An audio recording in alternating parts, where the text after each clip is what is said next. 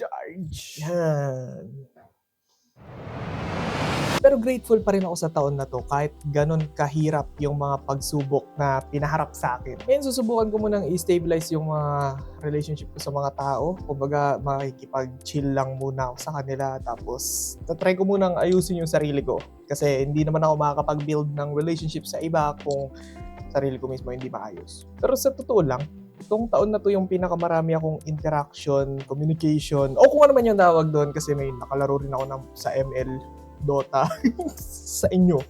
I mean, itong taon na to yung pinakamarami kong interaction sa mga subscribers ko o mga nakakilala sa akin. Tapos ang saya, I mean, wala lang, masaya sa feeling kasi may mga taong nakakilala sa'yo tapos ang weird, lalo na pag nasa public.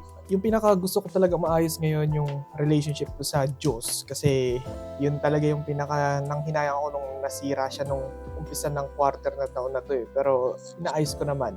Yung mga katribo ko rin kasi yung kumausap sa akin na bumalik na sa piling ni Lord. Kaso palyado talaga ako ngayong taon. At pagdating naman sa church, yung isa rin sa pinakagusto ko dito sa Born Again Christian ay tatanggapin ka talaga nila at iyayakapin ka nila. Kahit gaano mo sila nasaktan din sa pag-alis mo, malamang nagkaroon na kayo ng samahan eh. Kaya thankful pa rin ako na nakilala ko tong mga taong to at syempre yung church nga na to. I mean ngayon nga gumagawa ako ng journal patungkol sa mga Bible verses at para lang lalong tumatag yung relationship ko sa kanya. Nagsimula lang ako ngayong December kasi heartbroken eh. Ito binabalik ko na ulit yung pagbabasa ko ng Bible verses bago matulog sa gabi. At nakakamiss. Di ko rin talaga alam kung nangyari sa akin. Ba't ko tinanggal to eh. Kasi ang pinaka natutunan ko talaga ngayon, sabi nga rin sa John 13:34, babasahin ko ako sa'yo kung magkamali. By this, everyone will know that you are my disciples if you love one another. Kasi ang pinakasinasabi nga sa akin, isang tao yung pinagbuntungan ko ng pagmamahal at dapat nga kalat. Happy holidays! Thank you. Hi, Rai! Am I gonna open it? Total, isa kang napakabuting kaibigan ngayong 2024. Appreciated. Wow, nice. Galing, no? Na-appreciate ko. Appreciated. Happy birthday. Ano to, legit to? Oo nga, legit yan. Mukha bakit pang pinaprank? Ano ba to? Yun yung mahirap na hinanap ko ngayong taon. Putik yan. Tangin na, di ba? Sa mga di nakakaalam, siya yung una sa lahat ng nakalaro ko na pinahawa ko ng DS. Tas, Parang, ito rin yung kulay nun. oo nga eh. Tama, di ba? Baka ito yun. Solid Bros. ba? Solid. Solid, pre. Idol ko talaga to. Happy birthday, Ray. Salamat.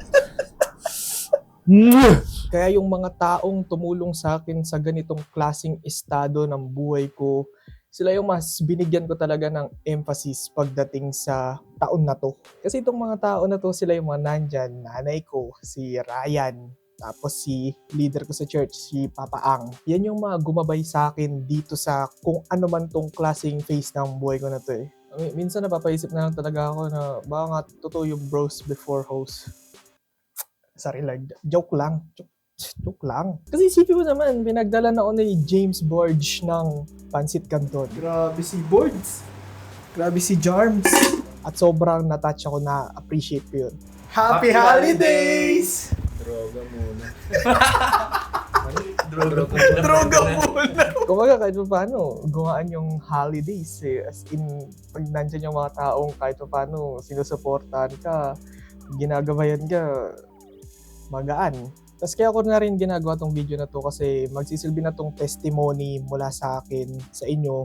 At kahit pa paano pampagaan loob lang din kasi di ko na rin alam kung kanino ako mag-open up eh. I mean, ito lang din kasi talaga yung kaya kong gawin eh. Ang gumawa ng video, kausapin yung camera. I mean, ikaw, na-appreciate kita, pinapanood mo to. Ito kasi talaga yung tuna fish eh. I mean, kung masasabi nyo rin na, ba tuna fish eh, no? Saya-saya mo naman sa mga video mo, Pangasinan mo ka, saya-saya. Gagi, method actor lang talaga ako, pero yung Pangasinan ko, lugmok na lugmok ako doon. Kasi isang tao lang talaga yung nakapuna na ipapamigay ko yung mga review materials na yan.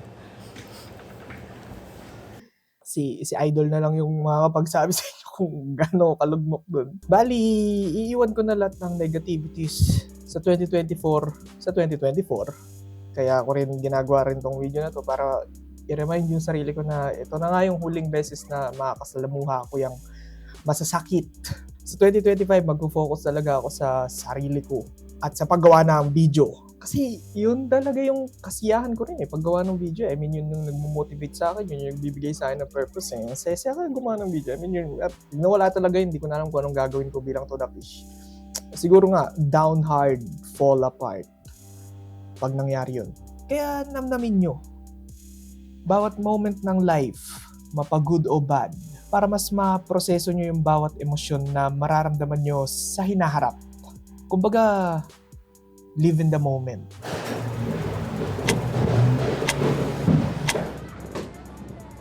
Feel ko ganyan na din yung vintage na na itsura niyan kapag buhay pa ngayon. Ano ba? Nostalgic. Grabe. Parang naaalala ko yung ano ko. Nakakamiss. Nakakamiss na. Hindi ka na magjajakol sa gabi. Saray, na-appreciate kita sa pagsama mo sa akin sa pakikiramay sa mga malulungkot na araw tsaka sa paghipo kay Twinkle. Appreciate it.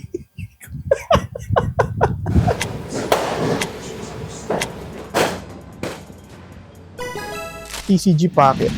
Hey, 10 bucks. Puta. Long sound, sorry ah. Yes! Puta, isa lang.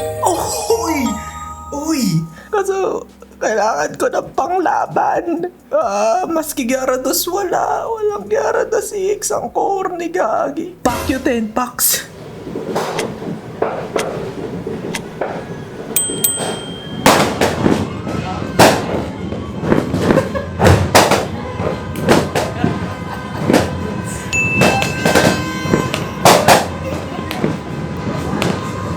Nagpasakog ng 30K. Happy New Year! At ang masasabi ko na lang, sana suportahan niyo pa rin ako at maraming salamat. Maraming salamat. I'm coming straight to your eardrums. I'm coming straight to your eardrums. It's Mr. Unstoppable. Tsaka extra tayo lang bago kayo umalis, bago tayo mag-2025, huwag kayo manunod ng horror movie sa holidays kasi sino pa namang siraulong manunod ng horror movie sa holidays? Lalo tuloy humirap matulog.